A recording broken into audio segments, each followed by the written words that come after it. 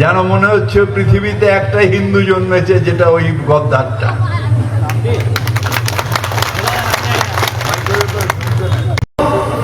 আমাদের প্রধানের প্রতিনিধি উভয় মিলে 400 বিজেপি কর্মী আজকে আমাদের তৃণমূল কংগ্রেসে যোগদান করেছেন। আজকে আমাদের খুব গর্বের দিন এবং আমরা যে দুজন মহান ব্যক্তিকে আমরা আমাদের মধ্যে পেয়েছি, আপনারা যাদের বক্তব্য শোনার জন্য সেই বৈকাল 4:30 থেকে অপেক্ষা করছেন, তেনাদের বক্তব্য আপনারা সুস্থ ও সুন্দরভাবে শুনবেন। হ্যালো, আমার বন্ধু আবু তাহের খান আমাদের মুর্শিদাবাদের এমপি আছেন, আমাদের তারামুন সুলতানা আমাদের এই জেলার সভাধিপতি আছেন, আমাদের দেবব্রত মজুমদার সাহেব ব্লক সভাপতি, বিবি আরাম সহ ব্লক সভাপতি, শেফালি খাতুন পঞ্চায়েত সভাপতি, মুবারক হোসেন খোকা এই পলাশী অঞ্চলের সভাপতি, আনিরুল হক সাহেব আমাদের এই এলাকার নেতা, আপনারা সকলে যারা এখানে আছেন, স্টেজে এখানে আছেন, বিশেষ করে যারা বিজেপি থেকে আমাদের দলে আজকে জয়েন করলেন, তাদের আমি সারান্দে তাদের সম্বর্ধনা জানাই, আপনাদের ধন্যবাদ জানাই। এলাকায় এলাকায় মমতা বন্দ্যোপাধ্যায়ের উন্নয়নের জন্য প্রচুর বিজেপি নেতা, যারা এক সময় বিজেপি করতেন, তারা বলেছেন না, এই দল উন্নয়ন করতে পারে না, এই দল উন্নয়ন করবে না। তার কারণ এই দল শুধু সাম্প্রদায়িকতা করে। এই বাংলায় যেখানে আমি বক্তৃতা দিচ্ছি, এটা পলাশী, অর্থাৎ এই সেই পলাশী প্রান্তর যেখানে বাঙালির খুনে লাল হলো, যেটা ক্লাইভের খঞ্জর। এখানে প্রথম যেখানে পেছন দিক দিয়ে মির্জাফর আমাদের সিরাজউদ্দৌলাকে পেছন দিয়ে ছুরি মেরে ক্লাইভকে জিতিয়েছে এই অঞ্চলটায়।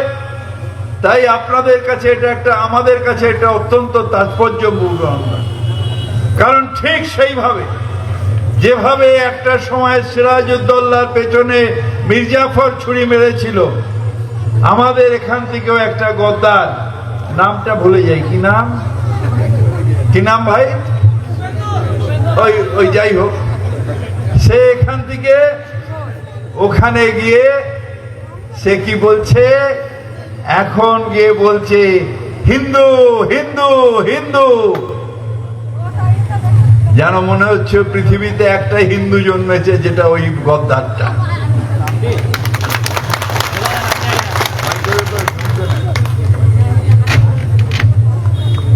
যেন মনে হচ্ছে যে ওই একটাই জন্মেছে, ওইখানে যে গদ্দারটা সে জন্মেছে।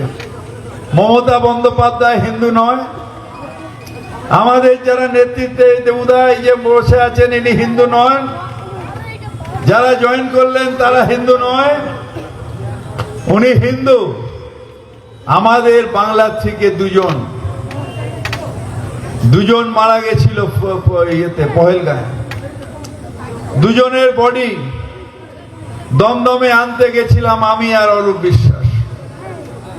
সেইখানে হঠাৎ সেই গদ্দারটা এলো, মাথা ঠুকছে, হিন্দু শহীদ হিন্দু শহীদ হিন্দু শহীদ, খপাখপ পৃথিবীতে ছবি উঠছে। ওরে বাবা, কত বড় হিন্দু দরদি। ঠিক ছবি শেষ, তারপর তার সেই বডি তার ফ্যামিলি নিয়ে একদিকে অরূপ বিশ্বাস টালিগঞ্জ, আর আমি গেলাম বেহালা। আর গদ্দারও নেই, গদ্দারের দলের কোন লোকও নেই, বিজেপির কেউ নেই। হিন্দু প্রেম শেষ হয়ে গেল, ছবি তোলার সাথে সাথে হিন্দু প্রেম বিজেপির শেষ হয়ে গেল। রাত্রিবেলা বাড়ি হয়ে শ্মশানে এসে শেষকৃত্য করে তাদের পরিবারে তার ছোট্ট ছেলে তাকে নিয়ে গঙ্গায় গিয়ে কাজ করিয়ে তারপর বাড়িতে ফিরিয়ে দেওয়া পুরো কাজটা কে করলো? মমতা বন্দ্যোপাধ্যায়ের প্রতিনিধি করলো। তখন আর দেখা গেল না হিন্দু হিন্দু হিন্দু হিন্দুদের যে প্রতিনিধি নিজেদের বলে সেই বিজেপির সেই আমাদের কাছ থেকে যে গদ্দারটা গেল তাকে আর দেখা গেল না। এই তো আমার এই ছোট বোন, কি নাম তোর? রুমা। এই এদিকে এই যে রুমা দাস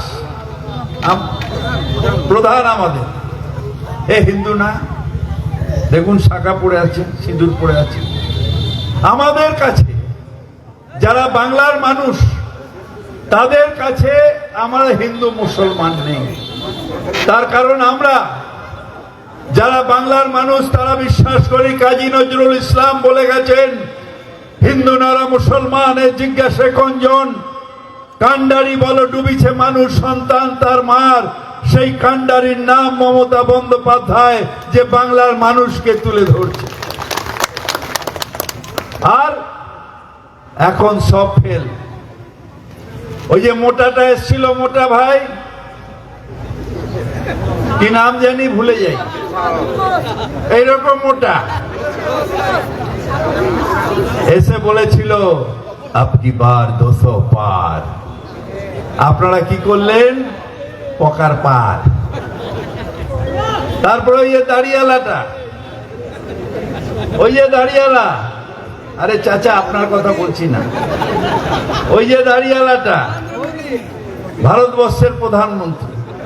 दीदी आपका तो भट्टा बैठ चुका है। দেখা গেল মমতা ছিল, মমতা আছে, মমতা থাকবে, মমতা বাংলা থেকে আলাদা হবে না।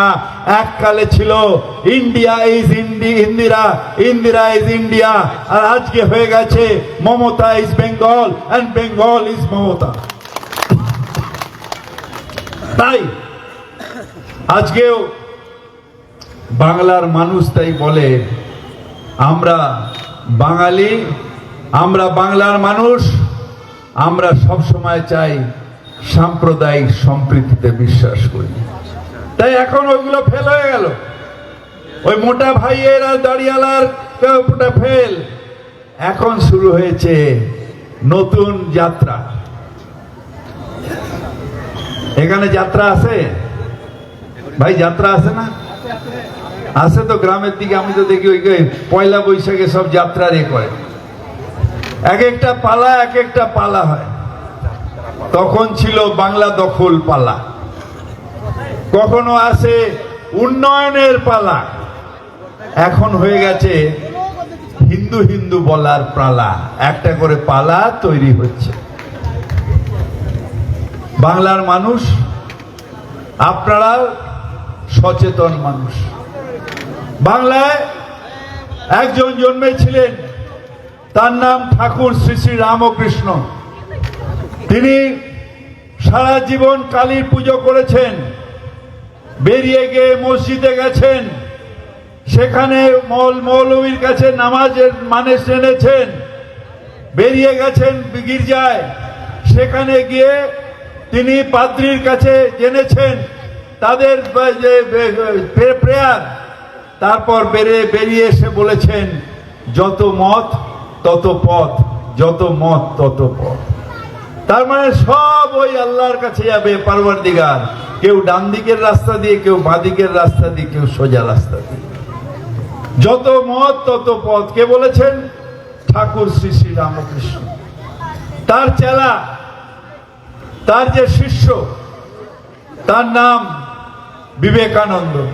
এই বাংলার তিনি সর্বধর্ম সম্প্রদায় বিশ্বাস করতেন।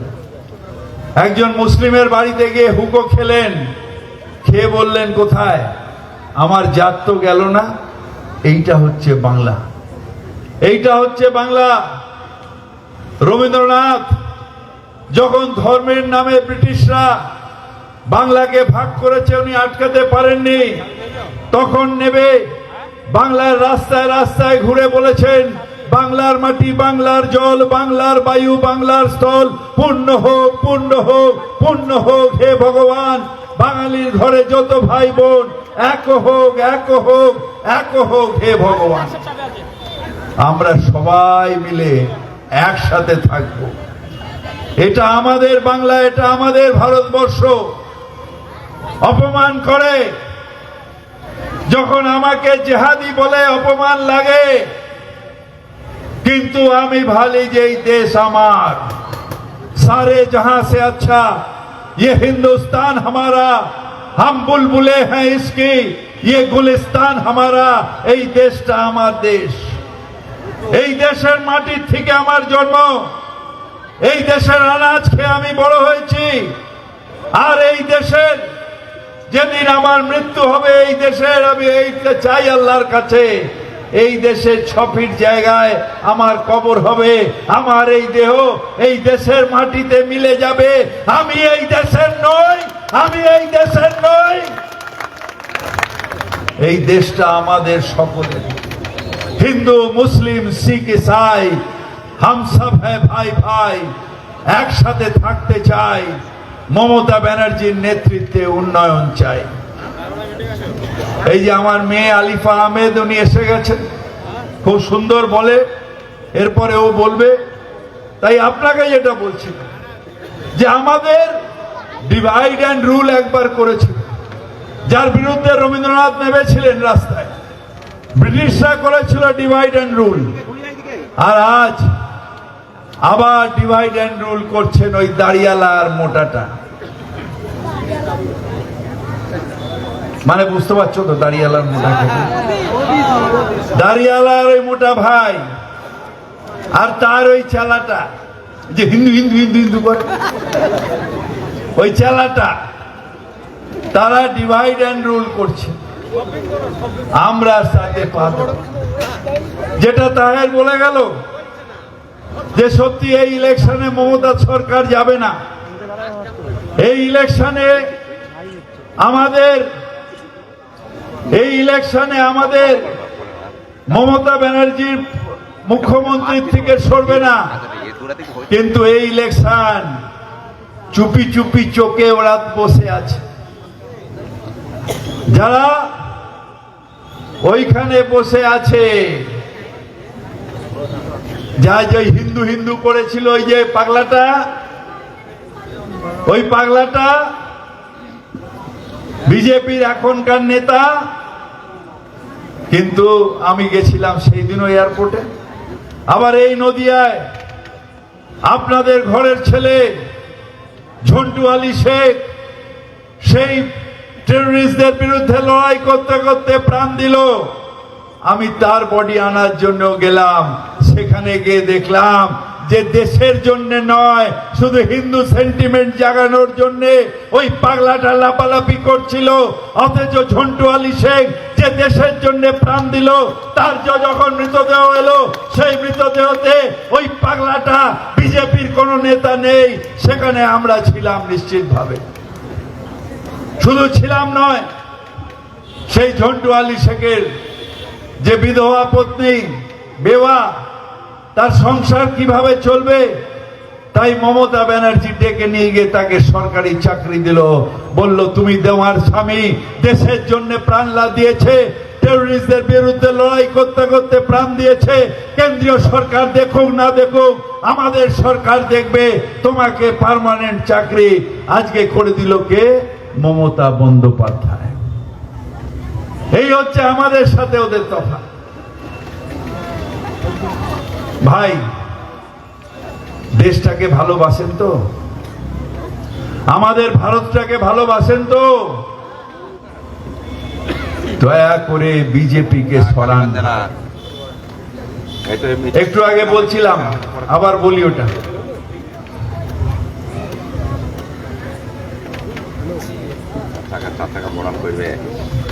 আবার বলি, আমার বাড়ির পাশে একটা মা থাকে, তার 2টা ছেলে। বড় ছেলে সংসার চালায়, সকালে দৌড়ে চলে যায় কাজে, আবার রাতে ফেরে, 3 রাত কাজ করে ছেলেটা। সেই ছেলেটা বললো মা ভালো করে খেয়ে নিও, ওষুধটা খেয়ে নিও বলে চলে গেল। আর একটা নিকাম্মা ছেলে আছে, কোনো কাজ করে না, সে সারাদিন মায়ের পা টিপছে, মাগো মাগো কত রোগা হয়ে যাচ্ছ, আর একটু খাও না মাগো, আর একটু খাও না। মা ভাবছে এই ছেলেটা আমায় খুব ভালোবাসে, খুব ভালোবাসে। যেই মা দুপুরবেলা ঘুমালো, বিছনার তলার থেকে মায়ের আলমারির চাবিটা নিয়ে আলমারি খুলে মায়ের যত গয়না ছিল নিয়ে সেই ছেলে চলে গেল। আমাদের সেই দাড়িয়ালার তাই অবস্থা, শুধু বলে ভারত মাতা কি জয়, ভারত মাতা কি জয়। আর ভারত মায়ের যত গয়না, সেটা এয়ার ইন্ডিয়া হোক, সেল হোক, ভেল হোক, এয়ারপোর্ট হোক, পোর্ট হোক, যা আছে সব বেচে দিল, সব বেচে দেবে, আর বলবে মুখে ভারত মাতা কি জয়, ভারত মাতা কি জয়।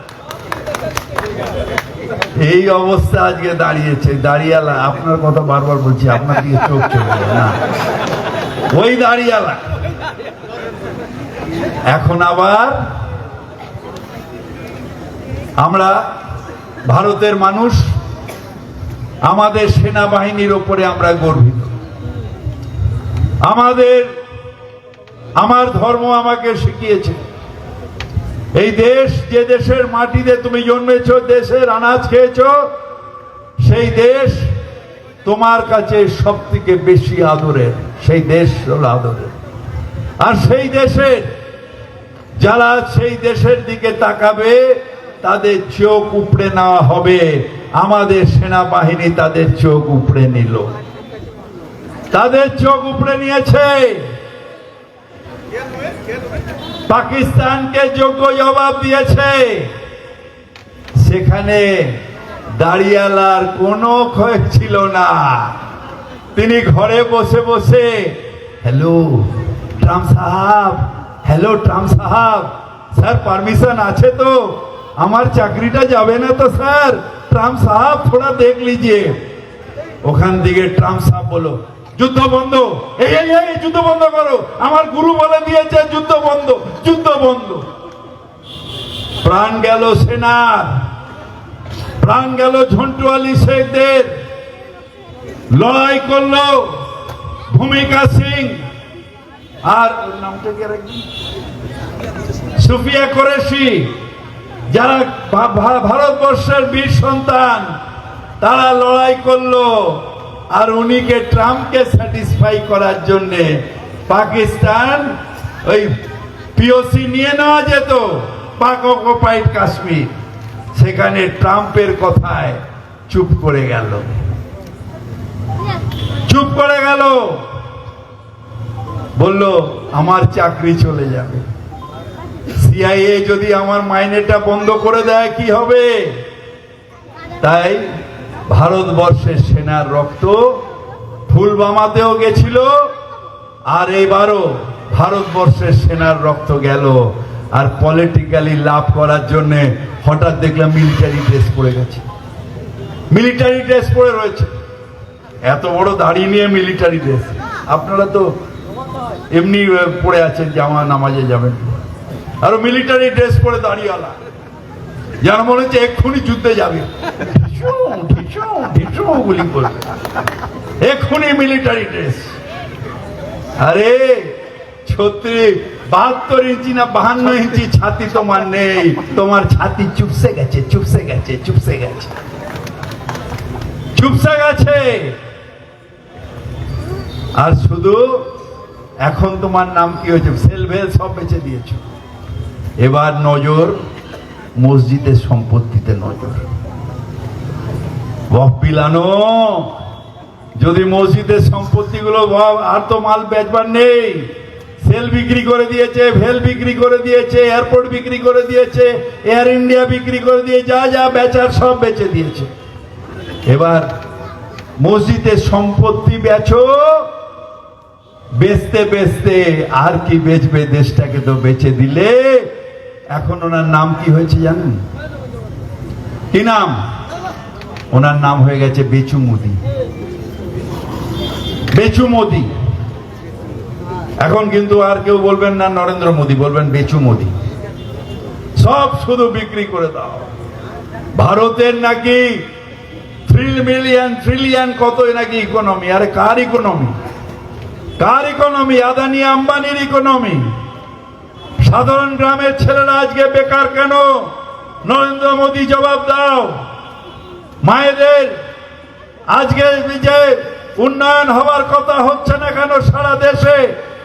আজকে জিনিসপত্রের দাম আকাশ ছোঁয়া হচ্ছে কেন? এই পেছু মোদী জবাব দাও। শুধু বড় লোককে বড় লোক করছো, তেলের দাম বাড়াচ্ছ, তেলের দাম বাড়াচ্ছ, আর সাধারণ মানুষ আজকে তার তার খেসারত দিচ্ছে। তাই আপনাদের কাছে এই আমার মেয়ে, ওর বাবা আমার অত্যন্ত প্রিয় বন্ধু ছিল লাল্লা, ওর মেয়ে আজকে দাঁড়িয়েছে আলিফা আহমেদ। কেন ওকে ভোট দেওয়ার জন্য আমি এসেছি? কেন ওকে ভোট দেওয়ার জন্য এসেছি? কারণ আমাদের লড়াই মমতা ব্যানার্জির আদর্শ নিয়ে লড়াই। আবার বললাম, হিন্দু মুসলিম শিখ ইসাই আমরা সবাই ভাই ভাই। সাম্প্রদায়িক সম্প্রীতি বজায় রেখে এই দেশটার জন্য প্রাণ দেব। লাল চলে গেছে, কালকে হয়তো আমাকেও এই পৃথিবী ছেড়ে চলে যাব, কিন্তু মমতা ব্যানার্জির আদর্শে যে লড়াই, বাংলার উন্নয়নের লড়াই, এনারা যারা রয়েছেন সবাইকে নমস্কার করছি।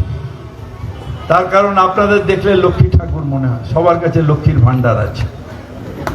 তাই এই নারী শক্তির উন্নয়নের লড়াই, গরিব মানুষের স্বাস্থ্য সাথীর লড়াই, 100 দিনের কাজের টাকা দিচ্ছে না, আমাকেও অ্যারেস্ট করেছিল অভিষেক ব্যানার্জির নেতৃত্বে, আমরা গেছিলাম, অ্যারেস্ট করে ঢুকিয়ে দিয়েছিল। সেই লড়াই, গ্রামের ভেঙে পড়া যে বাড়িগুলো তার তৈরি করার জন্য টাকা দিচ্ছে না, তার লড়াই, বঞ্চনা, গরিব মানুষের বঞ্চনার লড়াই, সেই লড়াই আমরা সারা জীবন লড়েছি। সিপিএম এককালে ছিল, তাকে এখন এক্স করে দিয়েছি। নতুন নতুন বিধায়ক, আমি তো বিধায়ক সিপিএম আমল থেকে, এই আলিফা হয়তো যাবে আপনাদের দোয়ায়, গিয়ে বলবে চাচা সিপিএমরা কোথায় বসে? আমি বলবো বাবু সিপিএম বসে নয়, সিপিএম বসতো, এখন জিরো হয়ে গেছে। বলে কংগ্রেস কোথায় বসে? বললাম কংগ্রেস এককালে বসতো, এখন আর বসে না, জিরো হয়ে গেছে। এখন আবার দুইটা ল্যাংড়া এক হয়েছে। এই যে দুইটা ল্যাংড়া, এদিকে আসেন, এদিকে আসেন। দুইটা ল্যাংড়া, ধরুন আমার একটা পা নেই, এনার একটা পা নেই, দুটো পা নেই, তাহলে আমরা কি করবো? দুজনে মিলে এরম করে হাঁটছি, এরম করে হাঁটছি, এরম করে হাঁটছি। এই হয়েছে দুই ল্যাংড়া, কংগ্রেস আর সিপিএম। আমি তো ধন্যবাদ জানাই মমতা ব্যানার্জিকে। যদি আজকে তৃণমূল কংগ্রেস না করত, এই সিপিএম এর সাথে হাত মেলানোর জন্য আমাকে এক বাটি জলে ডুবে মরে যেতে হতো। তার কারণ লাল, আমরা সবাই এককালে কংগ্রেস করতাম। সেই সময় কংগ্রেসে আমরা দেখেছি সিপিএম এর অত্যাচার। যখন কান্ডুয়ায় হাতটা কেটে দিল পাঞ্জায় ভোট দেওয়ার জন্য, আমি বারবার করে গেছি সাই বাড়িতে, যখন তার দুই ছেলেকে কেটে দিয়ে রক্ত নিয়ে ভাত মিশিয়ে জোর করে মাকে খাইয়ে দিল। তারা যদি বলে যে বাবু এককালে আমরা রক্ত দিয়েছি, আজকে সেই যারা রক্ত নিয়েছে সিপিএম, তাদের সাথে হাত মেলালে আমাকে লজ্জায় মুখ ছোট করে হতো। মমতা ব্যানার্জি আছে তাই তৃণমূল কংগ্রেস করেছে, নাহলে কংগ্রেস করার লজ্জায় আমাকে বাটিতে ডুবে মরে যেতে হতো। এই তাইও কংগ্রেস করত, আমরা সবাই কংগ্রেস করতাম। এই সিপিএম এর দালালি করবার জন্য আমরা কংগ্রেস ছেড়ে দিয়েছি। এখন আবার দাঁড়িয়েছে, কি নাম জানি দাঁড়িয়েছে, কে? কাবিল ফাবিল কিসব চিনি না, তো দাঁড়িয়েছে। আসলে এরা কে বলুন তো? এদের কি বলে? এদের বলে হয় ভোট কাটুয়া।